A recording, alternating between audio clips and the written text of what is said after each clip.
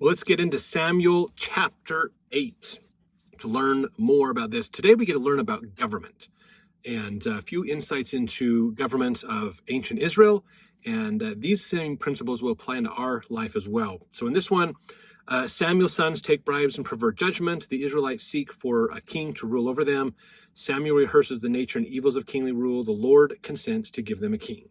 So a couple things we get to learn in here is really important. Some things even for us to think about in our day and age as well. So I'm looking forward to your comments in the comment section on this video. So verse 1, and it came to pass when Samuel was old that he made his sons judges over Israel. So let's talk about Israel's current form of government.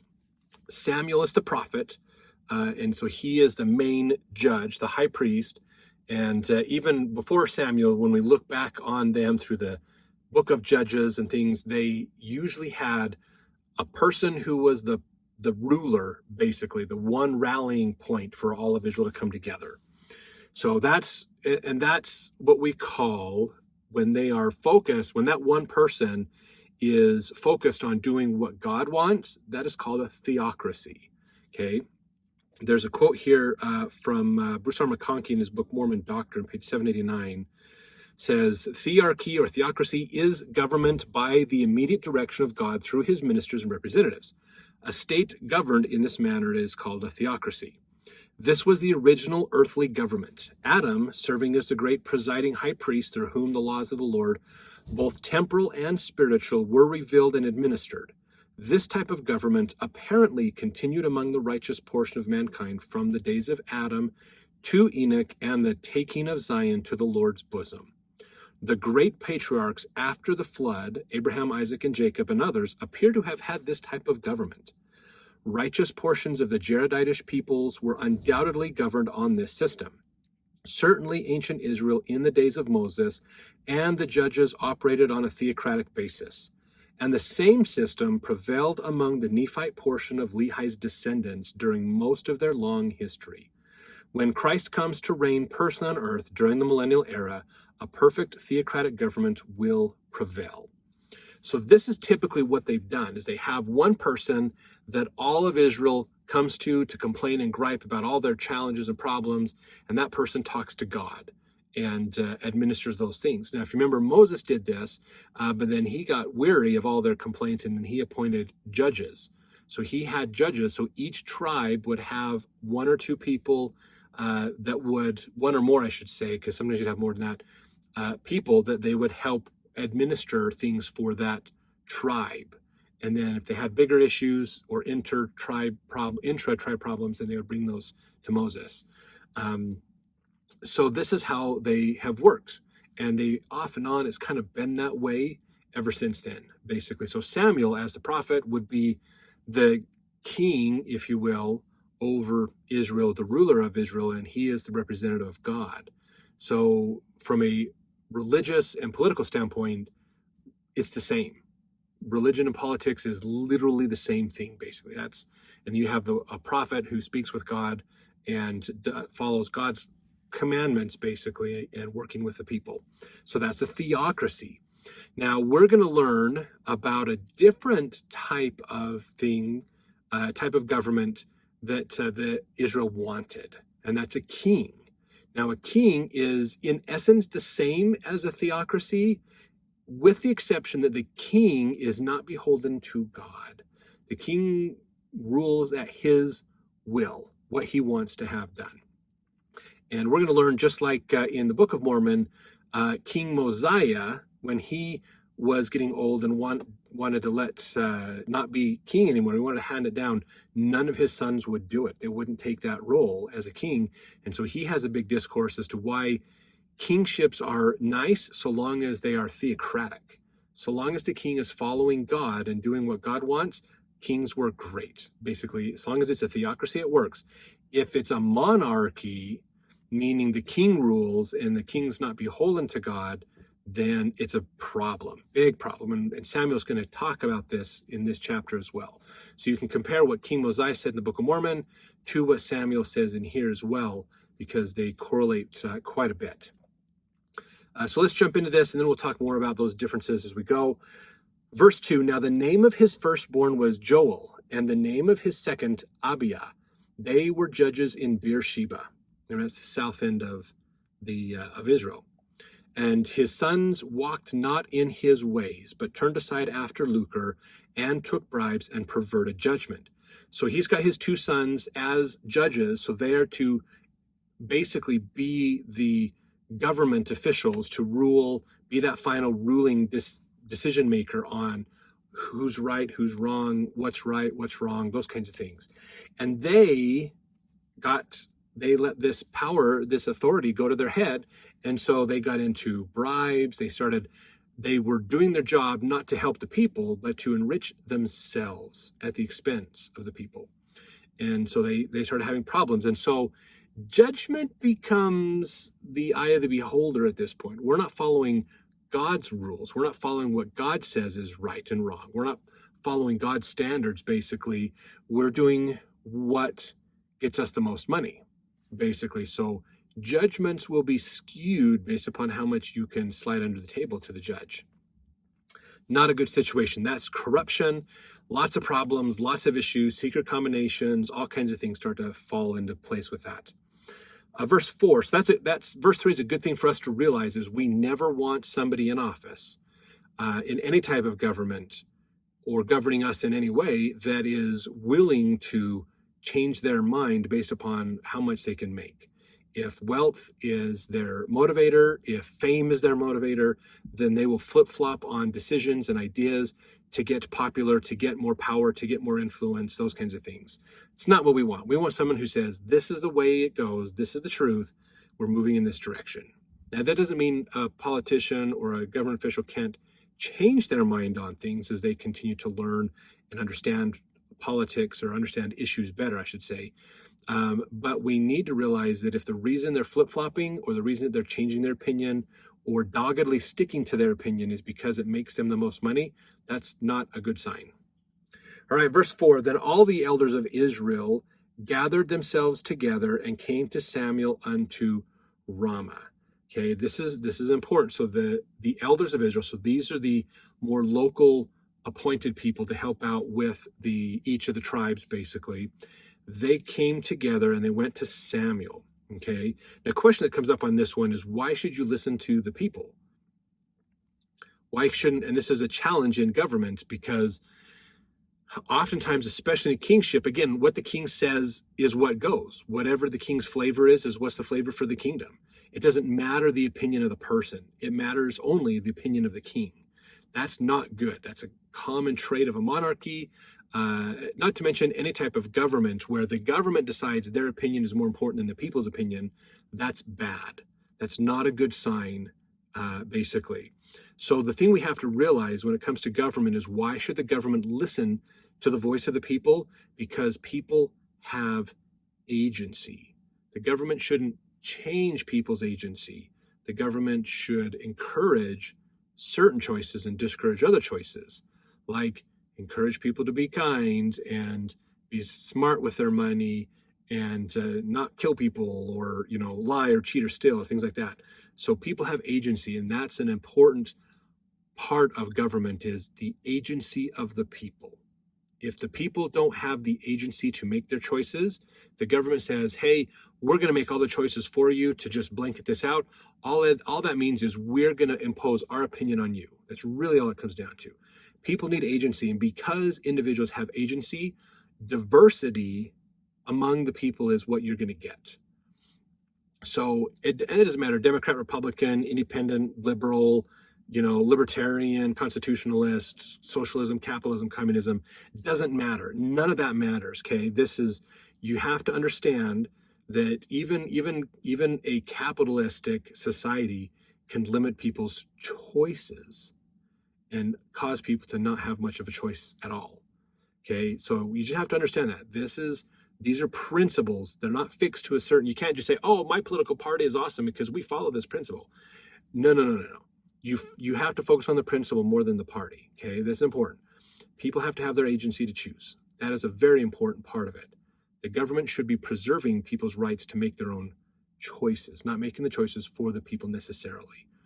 Granted, there's some it's not completely black and white. There's some gray because, again, if you make the choice to kill someone or steal from someone, those are choices that society is deemed is not good. So we're going to discourage that or punish you for those kinds of choices. So that's okay. You still have the freedom to make the choice. We're not taking that choice from you, but you will have a negative consequence from it. So just something to think about. All right, verse 5, and they said unto him, so this is the elders of Israel talking to Samuel. They said unto him, behold, thou art old, and thy sons walk not in thy ways. Now make us a king to judge us like all the nations. So this is an important thing for us to consider, okay? So these people are coming. They're frustrated going, look, you appointed your two sons to take over the administration of Israel from you. You're still the prophet. You still get the revelations. But the political side of things, the governing of the people, you've given to them, and they've completely corrupted the system. It's gone way bad. Okay, it's really skewed. It's not equal. There's all kinds of issues going on, things like that. They're ruining our society. We hate this. We want to be like everybody else. This is another thing that's going on here. They're looking at the nations that exist around them. There's the Philistine nations. There's other nations around them. Assyria, the nation of Assyria, which will be conquering Israel here shortly, is gaining power at this point in history. They're starting to emerge, starting to become a player on the world landscape. So they're saying everybody else uses this kingship idea. We want to have a king over us. Now, the challenge here is understanding this, okay? Because like verse 6, but the thing displeased Samuel when they said, give us a king to judge us. And Samuel prayed unto the Lord. So Samuel's going to go take this to God. But here's the thing, Samuel's unhappy about this. Why would Samuel be unhappy about this? Because, like we talked about, the difference between a theocracy, which is what they have, and a monarchy is the monarchy is not beholden to God. Now, here's the thing that's fascinating about this. Every time you see a monarchy put in power, who is doing the coronation of that? Who is the one that is in essence symbolically bestowing the rights onto them? It's usually, historically, a priest. Why? It is so the monarchy can claim that they are of divine origin. If the priest who's representing God is crowning the king, then this is a visual way to say the king is accepted by God. Okay, whether the king is accepted by God or not, it's a whole nother story. That needs revelation and things like that. But it looks as if it's legitimate. Even in medieval tales, you'll usually see like a priest or a wizard or a spiritual person is the one that is crowning the king. Now, in our day and age, because we don't believe worldly, we don't necessarily believe in godliness and things like that, and the whole separation of church and state and stuff. So it's usually now a judge, a lawyer, Supreme Court, people like that. So the people who represent the law of the land are the ones that are putting the people into office. Again, to make it feel more official. So here's the thing is they want to have a king. So what they're saying is, Samuel, you're a nice guy, but we're not following the commandments of God. We prefer to have somebody rule us that's not talking to God. I mean, that's really what it is. So I'm sure he's kind of seen this as a bit of a slight to him, but more importantly, he's realizing that they want a form of government that separates them from revelation with God. Now, they can still get revelation, they can still learn from God, but their ruler doesn't have to be beholden to him. Now, technically, Samuel's not beholden to him. If Samuel decides, you know what, I'm just not going to do this, that's fine. I'm sure he'll get struck down and God will pull somebody else in his place. Joseph Smith found this out when he asked it how important he was to the work of God. Joseph asked once, what happens if I don't? What happens if I just chose not to believe it? God's like, no, I already had somebody else in mind that we were preparing in case you didn't. So people are replaceable in the plans of God. He's going to move forward. He's not relying solely on us. In fact, most of the time he relies on us. It's because he's trying to teach us, just like a parent encourages a child to do something, not because they need that child to do that thing, but they need the child to learn, responsibility or hard work or honesty or whatever. So they want a king. Israel has decided, look, your sons have corrupted the system we currently have. We don't like the system. We want a different system. We want a king. Everybody else is using a king. They're still around. They're still doing things. There's kingships. We need to just move forward. So Samuel's going to take this to God to learn from him. Verse 7, and the Lord said unto Samuel, hearken unto the voice of the people in all that they say unto thee. For they have not rejected thee, but they have rejected me, that I should not reign over them. Remember what we just talked about, that difference between a theocracy and a monarchy? They're rejecting God, is what they're doing, basically. So the Lord is telling Samuel, listen to their voice, okay? Talk about accepting agency. God does accept our agency. This is such a powerful, important point for us to understand, that even though he might disagree with us, he still accepts our ability to make choices. Very important. So he's telling him, Samuel, don't take it personal. I can take it personal, but you don't need to take it personal. It's okay.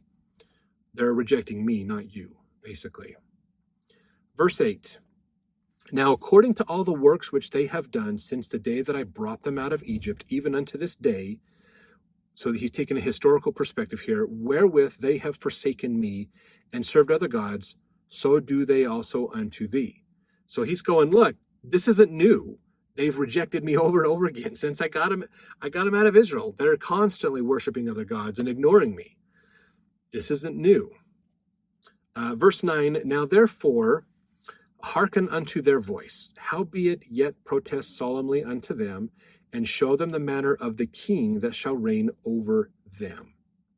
So this is really, really important, okay? Very important for us to understand. Again, God is not taking away their agency to choose how they want to be governed.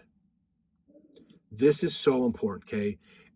For government leaders, this is a good point for us to understand. If God finds that our agency is so important to even allow us to do dumb things, then you have to understand that is maybe we should be working on setting up a series of laws that help to encourage good things and punish the bad things, but allow that person to make the choice. That's an important thing. So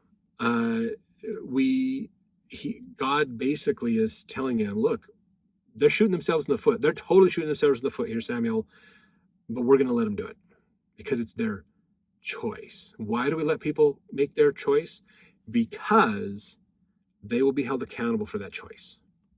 Now, this is actually something I've learned as a parent, and if you're a parent and this resonates with you, hit the like button for sure, but put in your comment, in the comments too, what you think about this. As a parent, I've learned if I make the choice for my child and they don't like it, they can blame me for that. They blame me for the choice. If I teach them, talk with them about, here's your choice, here's your options, you decide what you're going to do, but you have to live with the consequence of it. If I put it back on them and let them do it, there's no complaining to me. Because if they come back going, oh, this was a bad idea, this is terrible, blah, blah, blah, I'll be like, dude, I told you so.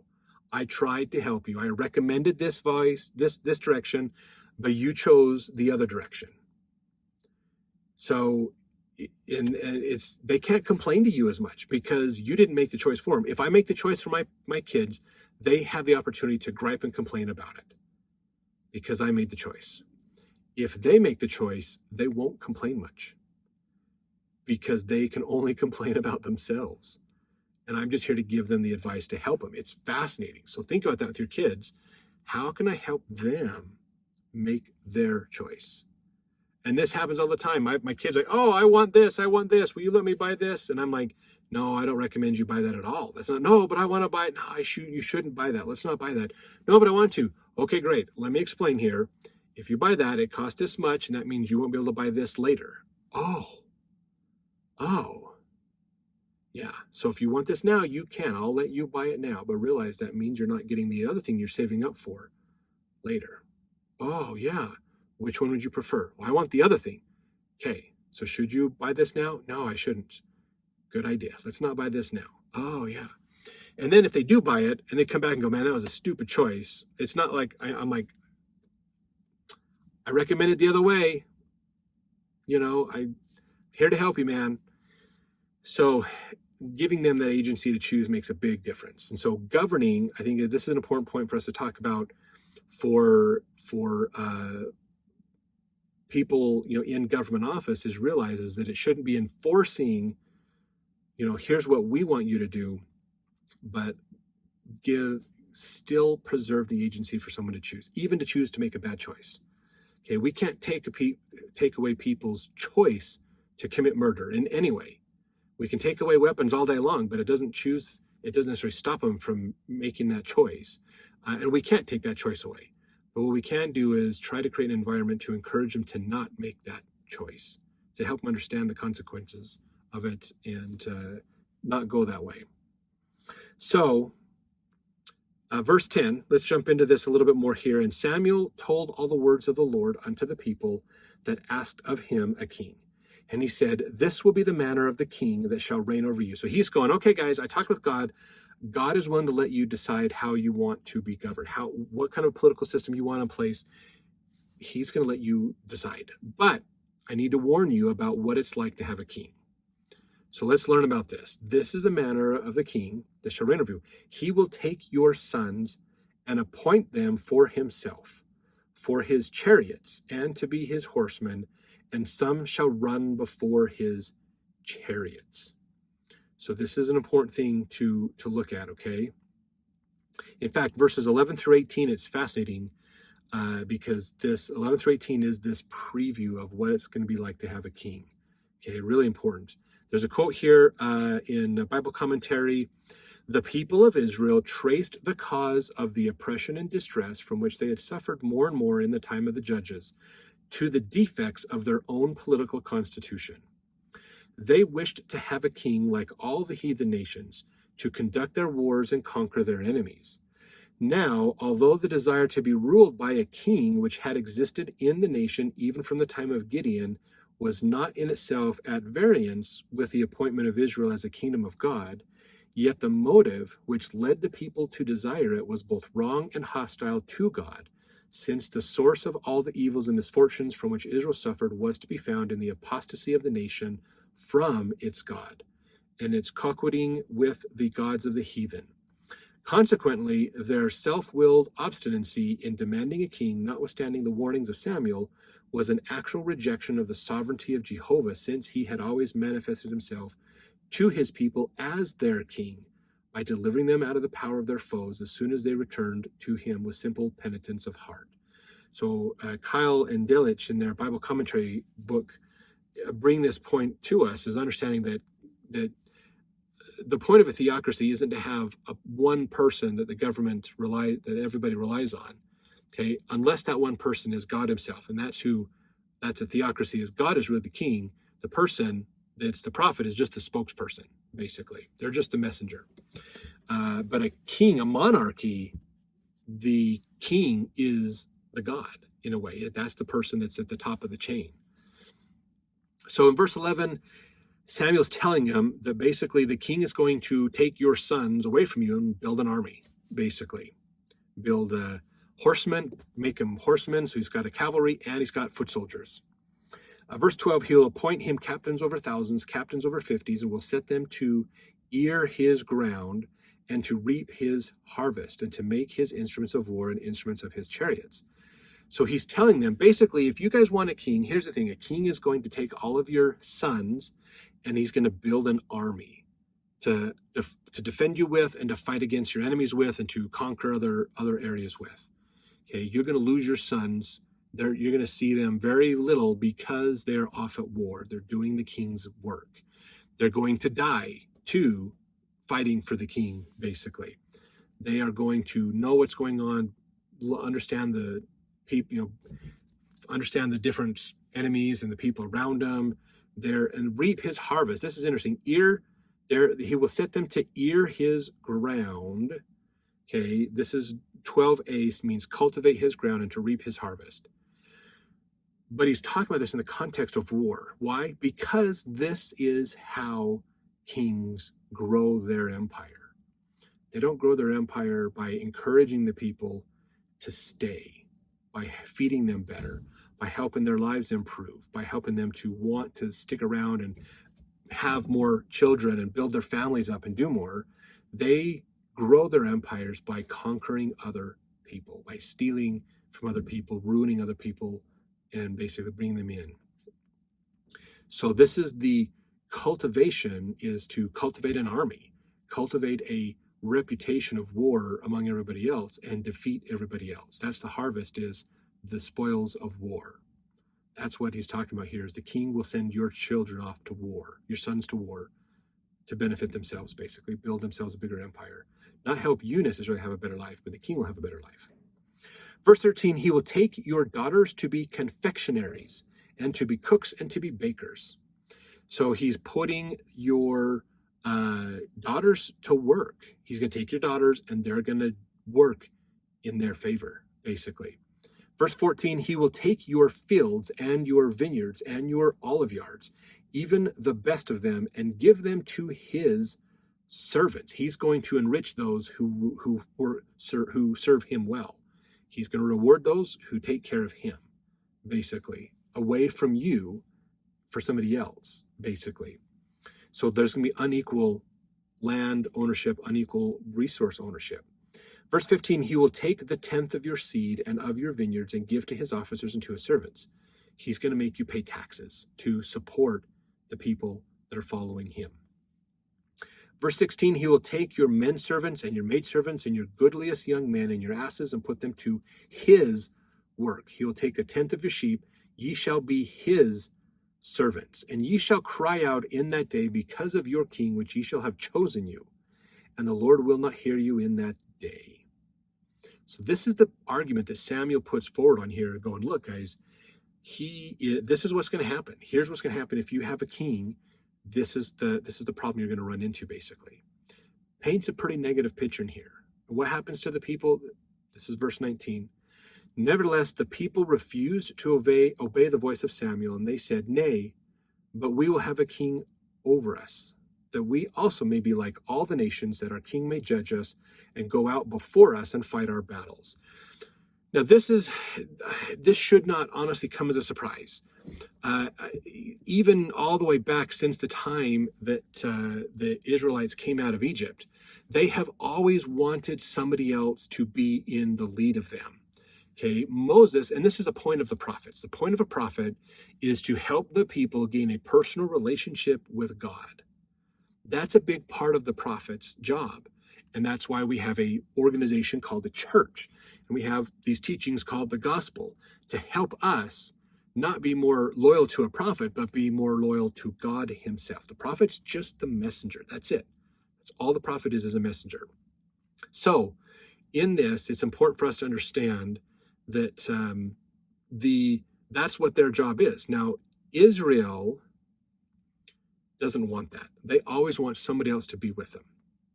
They argue with Moses against this. Remember when they brought him over and they built a golden calf and everything? They said, we don't want to hear the voice of God. We don't want to be in the presence of God. We don't believe in ourselves enough to believe that we can be in the presence of God. We need someone to go in between us and God. And I think part of that too is they want culpability. They don't want to be held fully accountable for what's going on in their life. They want to be able to sin and go, I didn't know that because your spokesman didn't tell me, or whatever, or the spokesman didn't see it, so I got away with it. So they always want that person in between. And so that's where a king, we're going to appoint you to be over us. You make all the choices for us. We're going to basically defer our rights to you, and then you choose for us what to do. We want them to go in front of us. We want them to make the choices and decisions for us. We just want to be sheep. We just want to be sheep. That's it. So not a good thing that they've wanted in the first place. Another great quote that I have here from Bruce R. McConkie in his book, Mormon Doctrine, is the system of kingly government itself, no matter how talented or noble an individual occupant of the throne may be, does not make the best form of government.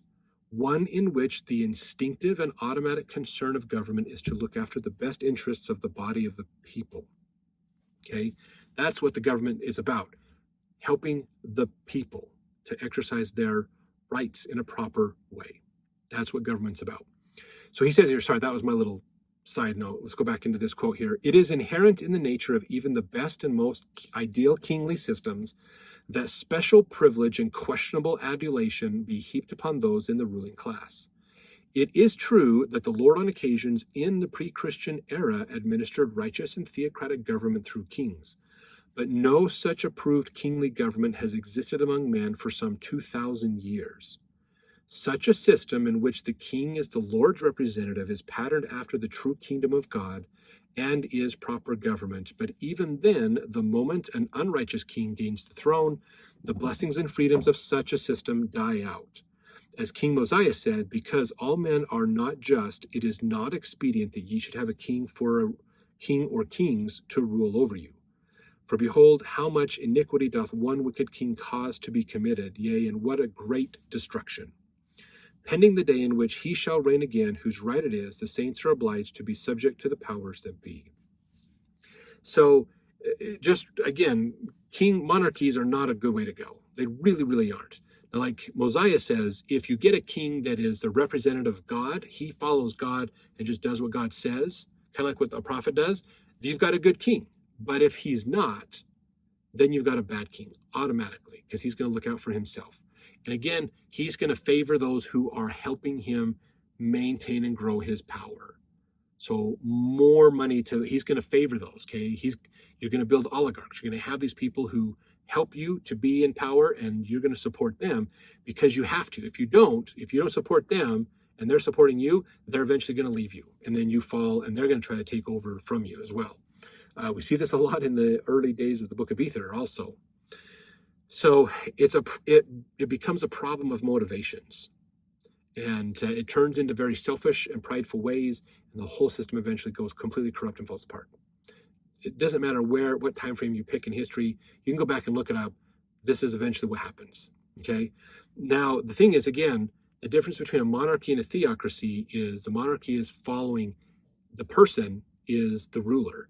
A theocracy, God is the ruler. The person's just the messenger. Okay, and Samuel they want to do a theocracy, but everybody else is doing monarchy, and so they're like, we want to get rid of God and go with the neighbors. The grass is greener over there. We want to do what they want to do. So verse 21, and Samuel heard all the words of the people, and he rehearsed them in the ears of the Lord. And the Lord said to Samuel, hearken unto their voice, and make them a king. And Samuel said unto the men of Israel, go ye every man unto his city.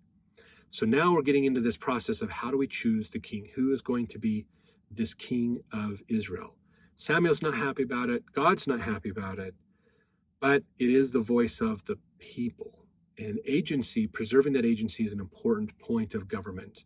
And even in God's rules and God's laws, agency of the people is a very important point. So let's jump into the next chapter to see where this leads.